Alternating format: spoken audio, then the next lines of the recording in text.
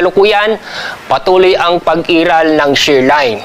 Ito yung napapansin nyo isang linya ng kaulapan, dulot ng pagsanib ng malamig na hangin at mainit na hangin. Sa mga nagtatanong, yung bang northeast monsoon ay umaabot ba sa ating bansa? Opo. Pero hanggang sa extreme northern Luzon o sa Batanes at Babuyan Islands. Sa lalabing bahagi ng ating bansa, naapektuhan tayo ng easterlies o mainit at malinsangan na hangin galing sa dagat Pasipiko. Samantala, wala po tayo na monitor na low pressure area o bagyo sa dagat Pasipiko at ganin din sa loob ng ating Philippine Area of Responsibility. Sa susunod na 2 hanggang 3 araw, itong shear line ay patuloy na nakakapekto mula ngayon hanggang bukas.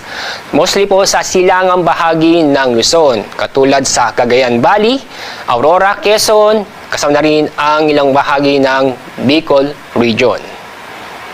Sa paglakas ng shear line, ganun din ang northeast monsoon. Ngayon sa extreme northern Luzon, inaasahan natin bukas ay halos buong northern Luzon na maapektuhan ng northeast monsoon. Pero pagdating ng Martes, ay inaasahan natin na hihina ang shear line at ganun din ang northeast monsoon. Sa paghina ng dalawang weather system, lalakas ang easterlies at inaasahan natin ang buong bansa ay maapektuhan tayo ng easterlies.